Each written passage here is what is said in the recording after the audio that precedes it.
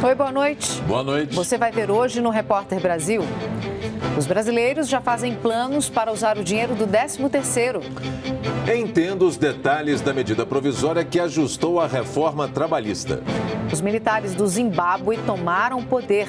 O presidente Robert Mugabe está detido em casa pelas Forças Armadas. A série Em Marcha fala hoje das políticas públicas para promover a igualdade entre as mulheres negras. Conheça a iniciativa de um professor mineiro para ensinar xadrez. Tem vezes quando a gente está estressado e tem aquele jogo de tabuleiro, chama alguém para jogar, aí fica bem calmo. E ainda, morre o escultor e ativista ecológico Franz Krasberg. De Brasília e com emissoras públicas de todo o país, começa agora o Repórter Brasil.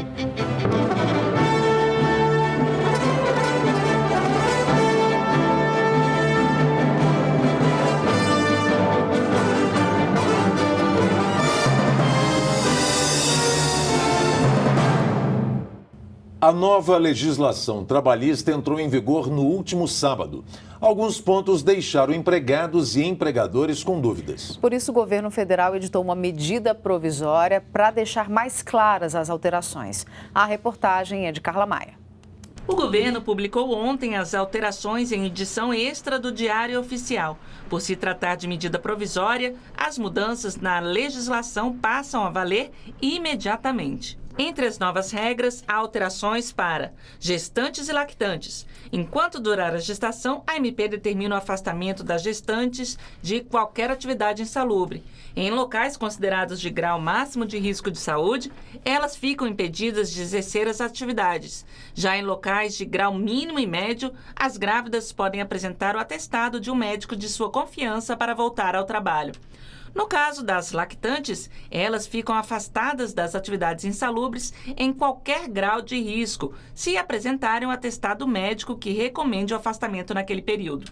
A MP proíbe o contrato de exclusividade para os trabalhadores autônomos. Agora, eles podem prestar serviços para diversos contratantes e também podem recusar a realização de atividades solicitadas pelo contratante. Foi autorizada a jornada de 12 horas de trabalho por 36 horas de descanso apenas por meio de convenção coletiva ou acordo coletivo de trabalho. O acordo individual somente será permitido aos profissionais e empresas do setor de saúde. Em relação ao trabalho intermitente, o contrato tem que ser feito por escrito e será registrado na carteira de trabalho. Fica garantido o direito de férias e aviso prévio. As mudanças fazem parte de acordo público firmado com os senadores na época da aprovação da reforma trabalhista em julho. Agora, deputados e senadores têm 120 dias para votar e aprovar a medida provisória. Caso contrário, a MP perde a validade. Neste caso, voltam a valer as regras anteriores. Tanto o presidente Rodrigo Maia quanto eu preferimos sempre que seja um projeto de lei. Nesse caso específico, houve um acordo que fosse medida provisória.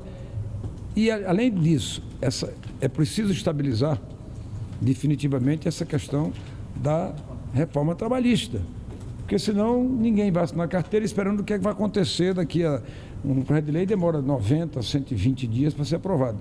Então ficaria essa pendência. Como a medida provisória entra em vigor de imediato, eu acho que está pacificado de uma vez por todas e definida a nova lei trabalhista no Brasil. Agora a Rosiane Kennedy explica para a gente por que o governo escolheu usar uma medida provisória e não um projeto de lei para fazer esses ajustes na reforma trabalhista. Acompanhe.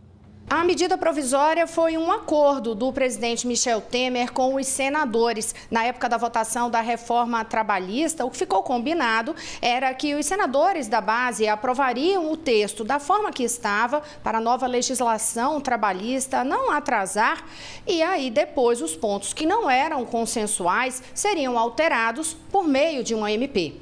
Houve uma polêmica, porque o presidente da Câmara dos Deputados, Rodrigo Maia, preferia que essas alterações fossem apresentadas por meio de projeto de lei. Ele reclama do excesso de medidas provisórias. Mas o presidente do Senado, Eunício Oliveira, que também é presidente do Congresso Nacional, lembrou e até apresentou as notas taquigráficas da sessão, lembrou que havia o compromisso do Palácio do Planalto de fazer esse ajuste por meio de uma medida provisória para que as alterações valessem valessem imediatamente. E aí vale lembrar que no caso de aceitar ou rejeitar uma medida provisória, esse poder é do presidente do Congresso. A próxima segunda-feira é a data limite para o pagamento da primeira parcela do 13º salário. Mas apesar do otimismo do comércio, muita gente prefere poupar. São mais de 83 milhões de brasileiros que vão receber o dinheirinho extra. Segundo dados do Diese, cerca de 200 bilhões de reais devem ser injetados na economia com essa primeira parcela do 13º.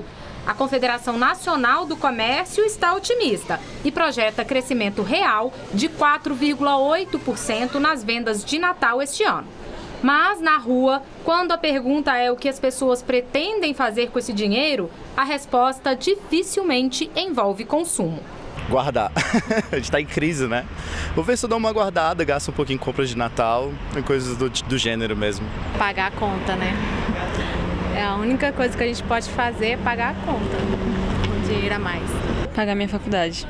O receio é normal. De acordo com economistas, após um período de crise intensa, as pessoas ficam assustadas, com medo do futuro e colocam o pé no freio nos gastos.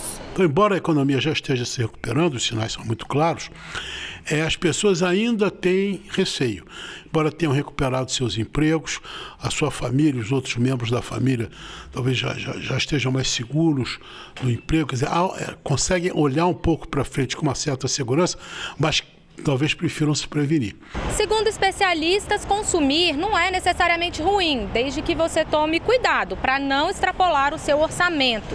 Guardar uma parte do dinheiro também é bom para você e para a economia do país. No país, as mulheres negras estão nas piores faixas dos indicadores sociais. Quase sempre são mais pobres e têm menos oportunidades que os homens e ainda entre as próprias mulheres, perdendo espaço para as declaradas brancas.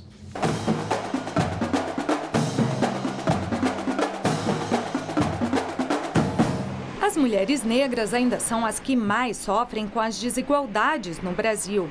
São quase sempre mais pobres e têm menos oportunidades que os homens e que as mulheres brancas. A gente sabe que as dificuldades de gêneros elas já são maiores, né, normalmente, mas a mulher negra em uma pirâmide, vamos dizer, né, social, a gente está nessa base, então a dificuldade de ascender é muito maior. As mulheres negras que estão em trabalho de parto, elas são consideradas pelos profissionais de saúde como mulheres que suportam mais dor.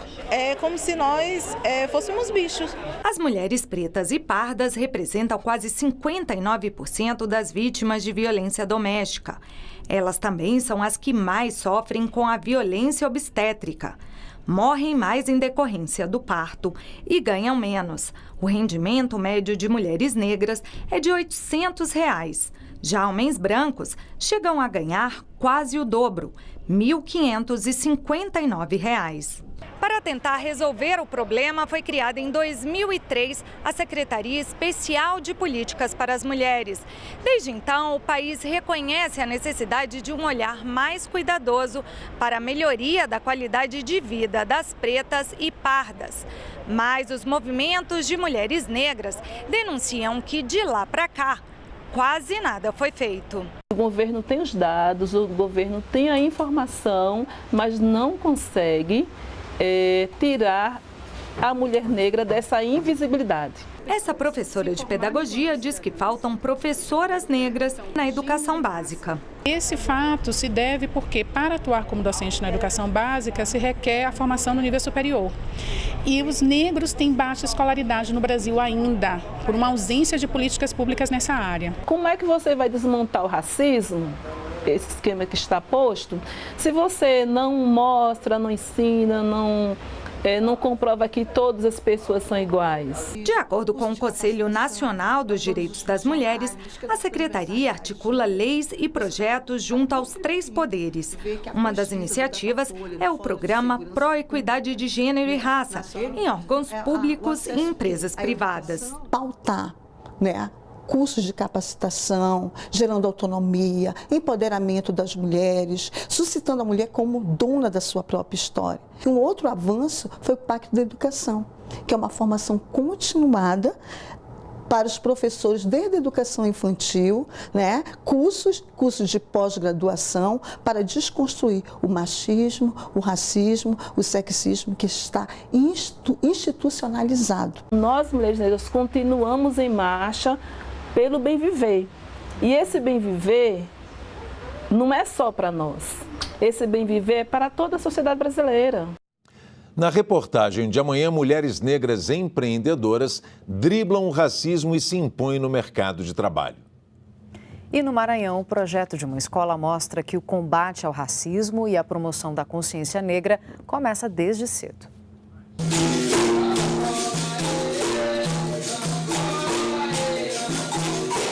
Crianças e jovens do grupo de capoeira Mandingueiros do Amanhã reforçam os resultados de uma pesquisa desenvolvida na Faculdade de Educação da Universidade de São Paulo, USP.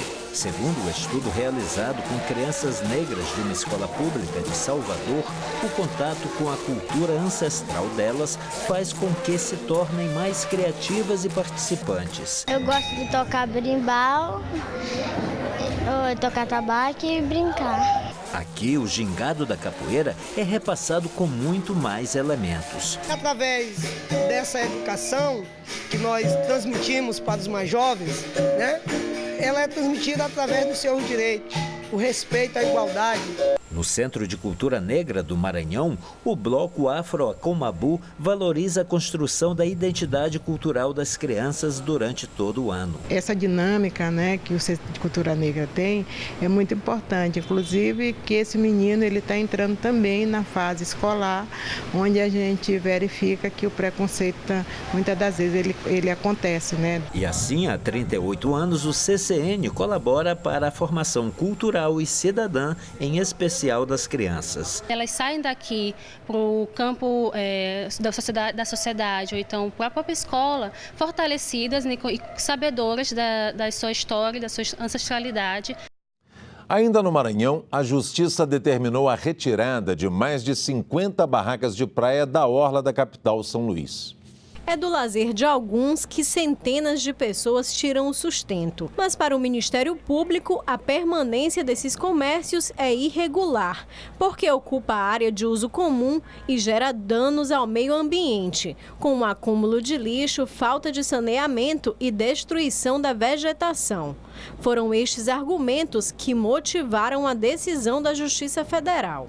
Essa ação judicial se arrasta há quase 30 anos. A primeira sentença saiu em 1995, pedindo a retirada das barracas desta área. Agora, com todos os recursos esgotados, a demolição das barracas pode acontecer em até 60 dias. A falta desses bares aqui vai impactar bastante, são muitas famílias que dependem só disso aqui. Segundo eles, um documento de 1991, emitido pela Secretaria de Patrimônio da União, autoriza a permanência dos bares, construídos de acordo com um padrão estabelecido. Tiveram gastos aqui, implantaram um imóvel aqui por decisão, por solicitação da própria Secretaria. Eles investiram, gastaram, então tem que ser indenizado. O governo do estado espera que não haja demolição antes da construção de novos espaços. Um projeto da Agência Executiva Metropolitana prevê a construção de 36 novos bares.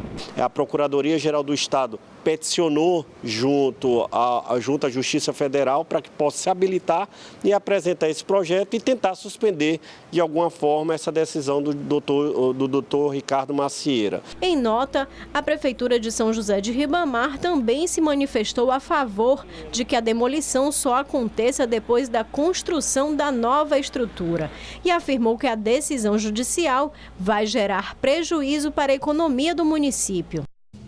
Em Goiânia, a Justiça determinou o desbloqueio das distribuidoras de combustível. O protesto contra o preço da gasolina deixou vários postos com bombas vazias. Mesmo com a medida, a situação ainda não voltou ao normal. Eram Eram 8h30 da manhã quando os primeiros caminhões abastecidos começaram a deixar uma das distribuidoras de combustível bloqueadas pelo protesto. Os manifestantes obedeceram à decisão judicial que determinou o desbloqueio dos portões das bases de distribuição.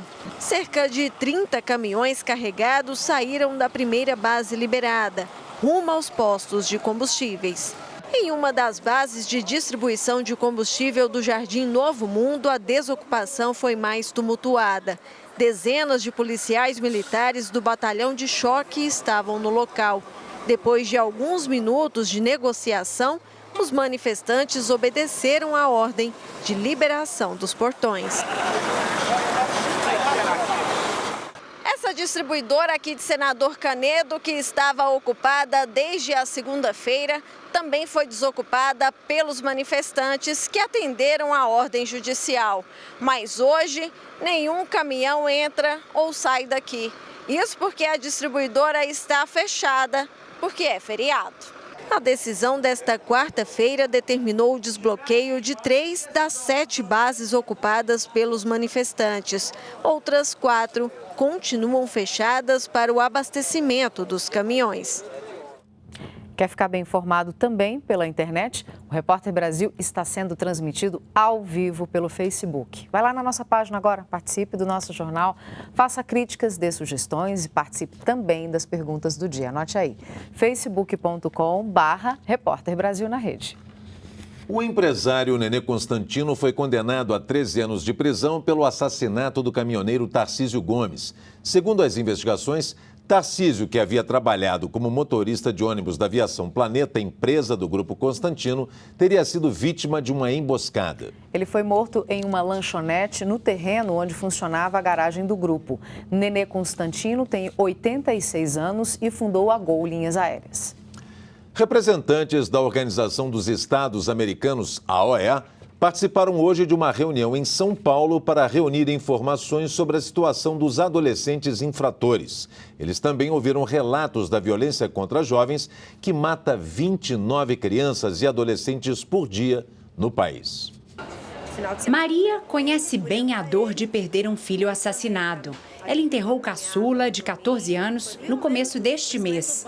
Luan foi morto com um tiro na nuca por um PM em Santo André, na região metropolitana, quando ia comprar uma bolacha. É como se eu estivesse vendo um pesadelo, aquele que qualquer momento eu vou acordar. Se for para mim mover o mundo para fazer justiça, eu vou, porque eles não podem ficar impunes. Não pode, porque já aconteceu com muitos adolescentes inocentes, tirando sonho de família, sonho de mãe. O Brasil é o 7º país do mundo que mais mata adolescentes, segundo a ONU, mais até do que o Afeganistão.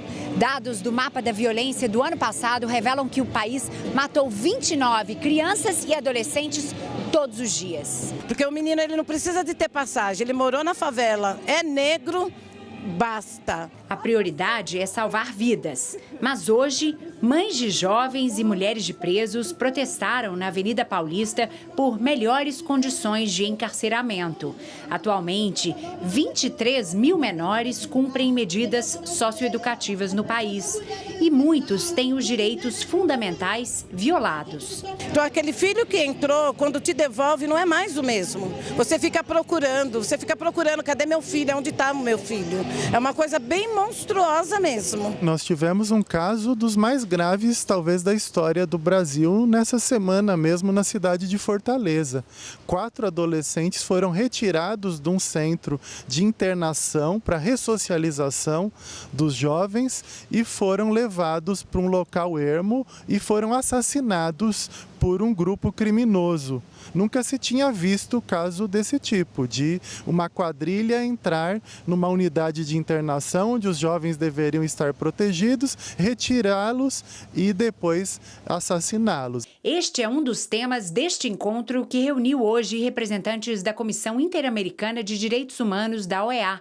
O objetivo é reunir informações sobre a situação dos direitos humanos de adolescentes que cometeram infrações. Uma vez que o Brasil ratificou a Convenção Americana sobre os Direitos Humanos, tem obrigações. No caso da maioridade penal, uma obrigação é tratar aos meninos, as crianças e aos adolescentes conforme o desenvolvimento das pessoas e não como adultos. E podemos levar, por exemplo, assuntos à Corte Interamericana, que poderia determinar a responsabilidade internacional do Brasil. Agora uma notícia internacional, a maioria dos australianos votou a favor do casamento entre pessoas do mesmo sexo. O primeiro-ministro do país quer aprovar a lei até o fim do ano. 12.700.000 pessoas participaram da votação realizada pela empresa de Correios da Austrália. 61,6% dos eleitores aprovaram o casamento entre homossexuais, contra 38,4%. Uma multidão foi às ruas de Sydney comemorar o resultado. O primeiro-ministro Malcolm Turnbull disse que a vontade do povo precisa ser respeitada. And they have voted overwhelmingly yes. Os australianos votaram em massa pela igualdade no casamento, pela justiça e pelo amor, disse ele. They voted yes for love. O governo se comprometeu a levar antes do Natal o assunto ao parlamento para que o casamento gay seja legalizado ainda este ano. Na África, os militares do Zimbábue assumiram poder, mas não dizem que foi um golpe de Estado. Eles garantem que o presidente Robert Mugabe e sua família estão em segurança e que o país vai voltar à normalidade assim que eles cumprirem sua missão.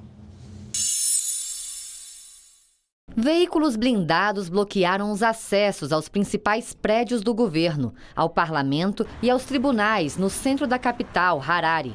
Soldados invadiram a emissora estatal de TV. Um general confirmou a tomada do poder e disse que o objetivo é atacar criminosos que giram em torno do presidente, Robert Mugabe, que tem 93 anos de idade. Aparentemente, o objetivo dos militares é evitar que a mulher de Mugabe, Grace, de 41 anos, o suceda no poder. Ela se alinhou a uma ala jovem do ZANU, o partido no poder. Na semana passada, o presidente abriu uma crise ao demitir o seu vice, que era apontado como sucessor. Os generais entenderam que essa era uma forma de abrir caminho para Grace e decidiram intervir. Há rumores de que ela fugiu do país. Mugabe lidera o Zimbábue desde 1980. O presidente da África do Sul, Jacob Zuma, disse que conversou com ele e ouviu que Mugabe está bem, confinado na sua residência. Hoje, o secretário-geral da Associação de Veteranos de Guerra disse que Mugabe deve ser removido da presidência e do cargo de secretário do ZANU. Morreu hoje no Rio de Janeiro o artista plástico Franz Krasberg, que já foi considerado o melhor escultor do mundo. Ele tinha 96 anos e estava internado há um mês. A família não informou a causa da morte. De origem polonesa, Franz Krasberg deixou a terra natal durante a Segunda Guerra Mundial, depois que a família foi morta em um campo de concentração. Na década de 1950, naturalizou-se brasileiro e escolheu Nova Viçosa, no sul da Bahia, para viver e trabalhar. Ficou conhecido pelas esculturas feitas a partir de troncos e raízes de árvores destruídas em queimadas, uma forma de denunciar o desmatamento. O artista foi tema do programa Expedições, exibido pela TV Brasil em 2013, onde falou sobre a militância ecológica. Essa obra, se olhar bem, a gente vê o grito da revolta, o grito da violência.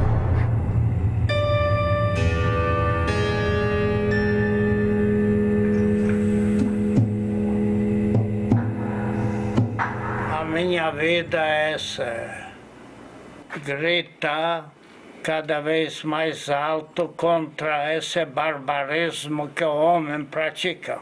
Em 2015, Krasberg recebeu o troféu de melhor escultor do mundo pelo Grande Prêmio de Enku, no Japão. O corpo dele vai ser cremado e as cinzas levadas até o sítio Natura, em Nova Viçosa. O lugar vai ser transformado em museu. O Fundo das Nações Unidas sugere diversas maneiras para construir uma infância sem racismo. Uma delas é estimular a convivência entre crianças de diferentes tons de pele. E a gente quer saber como educar as crianças no combate ao racismo. Primeiramente, a educação vem em casa, né? E segundo, na escola, né, também, né, onde eles vão estar aprendendo e colocando em prática os ensinamentos que tem. A partir de casa, a criação dos pais já. Pela nossa transmissão ao vivo no Facebook, Patrícia Carvalho, de Promissão, São Paulo, acabou de postar a resposta dela. A melhor forma de educar um filho é ser exemplo e respeito. E o respeito deve ser dado ao outro independentemente de cor, raça ou credo. Pedro? E Ramon Barros disse que as crianças não nascem racistas. Se não chamarmos a atenção delas para esta suposta e inexistente diferença e focarmos em respeito mútuo, elas serão adultos totalmente diferentes. Participe das nossas perguntas do dia, facebook.com/Repórter Brasil na Rede. A seguir, a polícia identifica o atirador da Califórnia. E ainda, São Paulo apresenta as novidades do mundo em duas rodas. É a Feira de Motos da América Latina. Voltamos em 2 minutos.